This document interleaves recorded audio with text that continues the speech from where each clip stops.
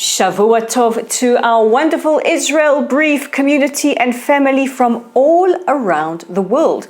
If you are new to us, welcome to it. I'm Rolene Marks. This is the Israel Brief, where we take a look at those top stories making headlines in Israel that you might not see in your media in your countries. And as always, we are brought to you every Monday to Thursday by these guys, Lay of the Land. It is day 325. I cannot believe that the time is flying, that we're almost at that 1 year anniversary since the atrocities and the massacres of the 7th of October, which resulted in a war between Israel and Hamas as Israel seeks to rid the Gaza Strip of the Hamas terrorist organization. And so much is happening. Let's take a look, because it was quite an eventful and newsworthy weekend. Our top story takes us to a massive military operation yesterday. Israel launched a preemptive strike against Hezbollah targets in the south of Lebanon. Now, Hezbollah, who are also an Iranian proxy, much like Hamas, set up their bases and headquarters very, very close to civilian infrastructure. Now, Hezbollah, since the 8th of October, has been firing over 8,000 rockets and missiles towards Israeli communities in northern Israel, as well as drones. Now, last month, Israel assassinated a senior Hezbollah commander, Fuad Shukr, believed to be responsible for firing a rocket that murdered 12 Druze children who were playing football. Hezbollah threatened a reprisal attack, and it was believed that this was planned for yesterday morning around 5 a.m. It is believed that Hezbollah planned to fire hundreds of rockets and drones towards Israeli civilians, including as far as Tel Aviv and the center where I am, and we were put on high alert for at least 48 hours. Now, it is sort of speculated that some of the targets may have been amongst military targets, but Mossad headquarters just north of Tel Aviv and Ben Gurion Airport, which is about 10 minutes away from where I live. Now, Ben Gurion Airport was shut for a couple of hours, and the Israeli Air Force and Army, and I have to also give a massive salute to Israel's first responders. I just want to take a second to express my gratitude to our security forces, our defense forces, but also our first responders who were standing at the ready for any civilian casualties. Well, they launched a preemptive strike at about 4:45 a.m., taking out the Hezbollah targets. About 320 rockets were fired towards Israel, but the damage was minimal. There were some houses who sustained direct hits, thank goodness no casualties. However, one soldier was hit by shrapnel from an interception aboard a Navy vessel, and a chicken coop was damaged at one of the farms in the north. And what is quite interesting is that the majority of the chickens survived. This, of course, led to a whole variety or barrage, I should say, of memes from the Arab world and from Israel mocking Hassan Nasrallah, the leader of Hezbollah, that he tried to get revenge, but all he got were some chickens, and our Zionist chickens just can't be killed. Meanwhile, Hassan Nasrallah tried to spin this as a victory for Hezbollah, and earlier today we heard the Iranian foreign minister saying that Israel has lost its power of deterrence. But I think we substantially managed to not only deter Hezbollah, but also managed to thwart what could have been a massive catastrophe. And last night, a long-range rocket was fired by Hamas from the Gaza Strip towards the center of Israel, towards the city of Rishon LeZion, also quite close to where I am in the city of Modi'in, and just south of Tel Aviv. It was intercepted by the Iron Dome. And many people say, how come there are still rockets being fired from the Gaza Strip? Well, there are other terror entities in the Gaza Strip, and it goes to show you just how embedded, just how many rockets and mortars and how many arms Hamas has, despite the fact that Israel has dealt the terror organization a significant blow.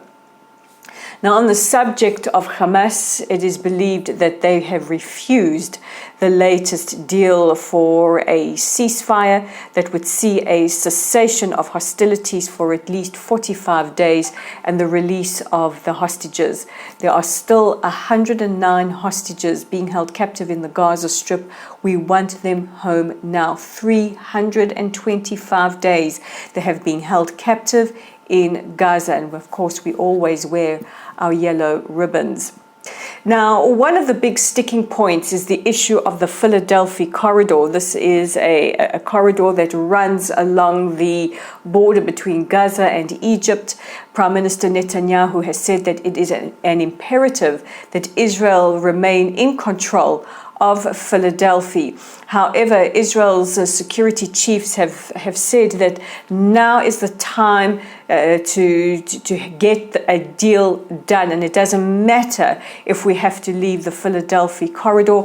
If we need to go back in and we need to retake it, we can do it with minimal damage, but we need to get those hostages and we need to get them back soon.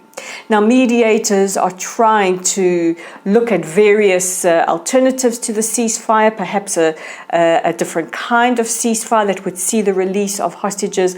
One thing is clear, is we want to get as much humanitarian aid in as humanly possible, which is going in on a daily basis. In fact, we've just sent in over 1 million polio vaccinations in partnership with UNICEF and the World Health Organizations to immunize children in Gaza against polio, which of course you don't do when you are alleged to be committing genocide, for all those making that ridiculous accusation against Israel. And Americans still seem to be one of the parties that are hopeful that we can still get a deal done. So we really, really hope that we are going to be able to do this eventually. Is Yahya Sinwar, Israel's most wanted man and the chief of Hamas, hiding in Gaza dressed as a woman? Well, this is speculated in an article in the UK Daily Express. They state, quoting unnamed Israeli officials, that it is believed that the Hamas chief is moving from hiding place to hiding place in the tunnels dressed as a woman. Now, I don't like to give personal opinions when I report the news, but I do have to break tradition for this to say that if Yahya Sinwar is disguised as a woman, he is quite possibly the world's ugliest woman. Ugly inside, ugly outside. And hey, people can judge me for that statement. I don't care. It is believed that he is relying on human couriers for information. He does not trust any electronic device because that could make him a target for the IDF. Yahya Sinwar is the mastermind behind the 7th of October attacks and is Israel's most wanted man, dead or alive. And there were reports last week in Arab media that he wants a guarantee of his safety as part of a ceasefire deal, as if that's going to happen. And finally, it is International Dog Day, and I wanted to take a moment to honor and to pay tribute to the unsung heroes of this war and every war, and that is the canine warriors that work with our elite units as part of the Okets, the Sting unit inside the Gaza Strip. 29 of these brave canine warriors have fallen in battle, and they are the most extraordinary warriors. They are Belgian Malinois. Those are the dogs used by the IDF. They are absolutely exceptional dogs. I'm an animal lover, dog lover. I know so many of you out there are as well. And today, on a day that we honor our canine friends, man's best friend, I just want to take a moment to pay tribute to the 29 canines who have fallen in defense of the state of Israel. And those are top stories for today, but let's take a look at your favorite part of the day, which is the audience question. Now, today is an audience question with a difference. It comes from Gillian in Tel Aviv, who says, we are all going through such a lot of trauma and stress. What do you do to de-stress? Do I have a self-care routine? Well, Gillian, I do have a self-care routine. As a journalist, it's very, very hard sometimes to detach from what we have to cover, especially when you are covering a war.